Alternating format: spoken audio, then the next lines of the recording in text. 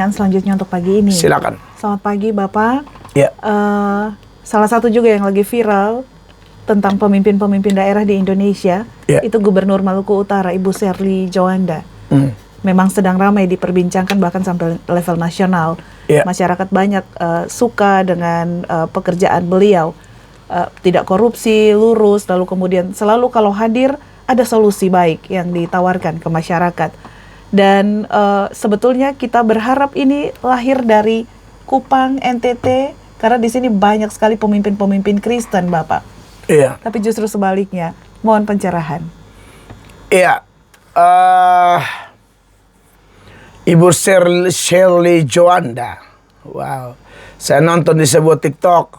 Ada beberapa gubernur di situ ya. Gubernur Sulawesi Selatan, Sulawesi Utara, Gubernur Maluku, iya kan. Waktu mereka punya nama disebut, orangnya tepuk tangan biasa.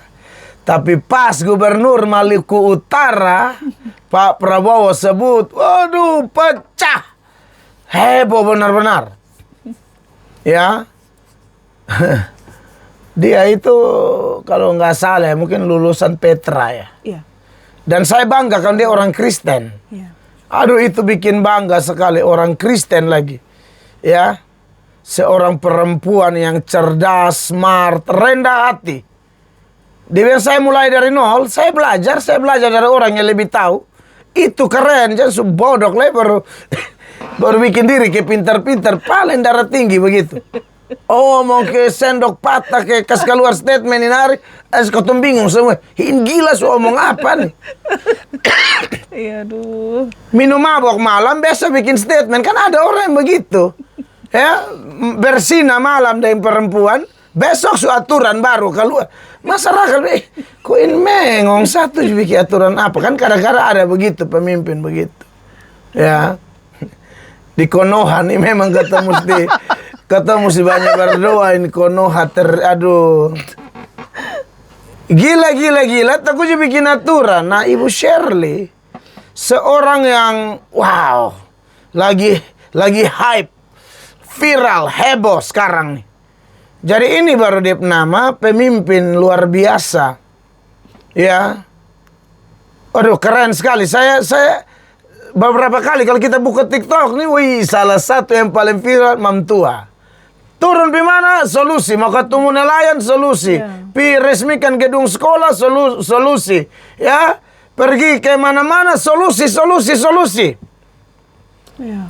Bilang dia biaya untuk dia pun diri saya kayak make up apa segala macam begitu ada 500 sekian juta. Itu dia tidak pakai sama sekali. Kan memang orang sudah seorang kaya. Almarhum suaminya itu kaya raya, jadi bukan pejabat kopi cari doi di sana. Ini memang melayani. Ya. Makanya kalau orang semua mulai kesnai baliho nih Tuhan ini apalah dia. Kalau di NTT kan kalau orang sunai baliho, kata Tuhan, tolong. Iya kan? Nah ini kan orang berduit, punya tambang ini, itu, segala macam. Sampai beberapa pakar bilang rasanya sulit kalau Ibu Sherly korupsi. Karena dia punya bisnis banyak. Dia cuma duduk-duduk aja, itu tiap bulan duit gitu, dapat uang. Jadi kalau orang begini lalu menjadi pelayan masyarakat, aduh. Dan apa yang sudah dia tunjukkan dan lagi heboh sekarang kita berdoa, Tuhan tolong supaya ini bertahan lama ya. Kita tolong supaya ini kuat, Ibu Sherly tetap jaga hati begitu ya. Karena banyak juga dulu yang kita lihat awalnya bagus. Awalnya bikin heboh, tapi akhirnya tumbang juga. Tumbang masalah rumah tangga lah, tumbang masalah ini, masalah itu. Ya, kita berdoa ya. Kalau laki-laki dong sudah bisa lagi memiliki integritas, biar Tuhan pakai perempuan. Bikin malu laki-laki, khusus dalam konteks pemerintahan. Ya, biar ada perempuan-perempuan yang takut Tuhan, ditetapkan Tuhan, mengasihi Tuhan. Menjadi Esther di zaman ini, ya, menjadi Ruth di zaman ini, menjadi Maria di zaman ini, ya, menjadi Priscilla di zaman ini yang membawa terobosan. Kalau laki-laki tidak mau, Tuhan mampu pakai perempuan-perempuan yang Tuhan persiapkan. Bagi Allah tidak ada yang mustahil. Begitu. Jadi jujur, Ibu Shirley Joanda, ini pemerintah adalah hamba Allah dan tidak ada pemerintah yang tidak ditetapkan Allah, ya. Apalagi kalau pemerintah yang sudah ditetapkan Allah dan menyadari bahwa ini penetapan Allah dan ini saatnya melayani, ini saatnya mengayomi, melakukan yang terbaik bagi rakyat, maka itu luar biasa. Dan salah satu yang sedang luar biasa adalah Ibu Shirley. Dan kalau penanya bilang ini harusnya muncul dari NTT, ya jujur seharusnya iya, karena NTT kan Kristen. Kristen itu menyembah Tuhan Yesus. Tuhan Yesus mengajarkan apa di sana?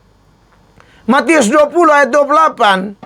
Sama seperti anak manusia datang bukan untuk dilayani, melainkan untuk melayani dan memberikan nyawanya.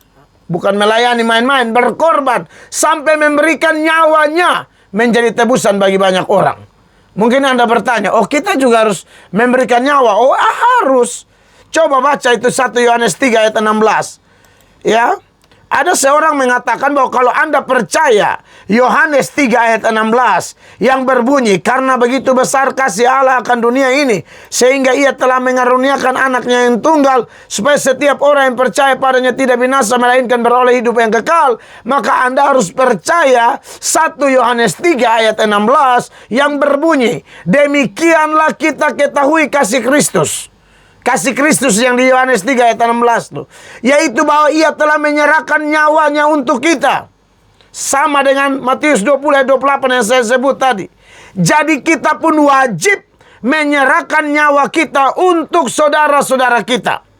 Hanya bedanya kalau Yesus menyerahkan nyawa karena misi penebusan. Kalau kita kan tidak. Kita sebagai bentuk syukur kita, karena kita dipilih, kita ditetapkan, kita sudah diselamatkan. Dan itu terjadi bukan dadakan, itu rancangan sudah terjadi sejak kekekalan. Maka saya dan saudara yang diberkati oleh Tuhan Yesus, harusnya kalau di kantong Kristen yang salib di mana-mana, itu harusnya dari situ muncul. Jangan kita di kantong Kristen lagi, tambah provinsi kita sudah terkenal provinsi miskin lagi, baru pejabatnya nakal lagi, selingkuh lagi, pancuri lagi. Aduh, kan kasihan. Harusnya bertobat. Belajar dong dari Ibu Shirley. Ya. Maluku Utara, aduh luar biasa sekali. Ya, Kristen di NTT dan Kristen di Maluku Utara lebih mayoritas di NTT dong. Saya sudah ke Maluku Utara, KKR di Ternate, KKR di Tobelo. Ya saya tahu. Nah, harusnya di NTT yang lebih mayoritas Kristen, 80 sekian persen. Katolik, Protestan, gereja, salib. Ya, harusnya pemimpin bagus dari sini. Jangan salib baru. Tuhan ampuni betul-betul. Kalau dengar takut satu sumati mulu babusa di hotel, dan ini itu, aduh, ngeri. Ya, tiba-tiba sudah kena tangkap dari KPK, kejaksaan, ke polisi, ke apa, kan bikin malu. Jadi ya saya sebagai hamba Tuhan Yesus setuju sih bahwa sebenarnya orang-orang yang kayak Ibu Shirley Joanda itu harusnya muncul dari kantong-kantong Kristen kayak kita. Begitu ya. Ini jangankan pejabat, pendeta saja ada yang pemabok, perokok, selingkuh lagi. Pendeta saja ada yang selingkuh. Ini kita ngomong bongkar sekalian. Biar kita diawasi semua deh. Kita jangan ngomong pejabat deh. Pendeta aja ada yang gatalnya minta ampun. Pendeta selingkuh bersina, baru naik kok masih mau khotbah apa lagi. Pendeta kalau bersina selingkuh tuh, jadi majelis pun kau tidak layak. Ya, tetaplah melayani, koster ke, bantu parkir ke. Pendeta kok bersina selingkuh, dan jemaat lagi, aduh kurang ajarnya luar biasa. Kalau menurut saya begitu tuh, lebih baik berhenti sudah jadi pendeta. Jangan tinggalkan Yesus, kau tetap diampuni, dan kalau kau orang pilihan, kau diselamatkan. Tapi tak usah paksa diri jadi pendeta. Kalaupun mau tetap jadi pendeta ya, bertobat sungguh-sungguh, mengaku di umum. Lalu sesuai dengan tata gereja ya, tata gerejanya kalau bilang boleh ya boleh. Tapi kalau saya memang agak keras saja ya, sudah kawin cerai, baru kau naik mimbar khotbah apa.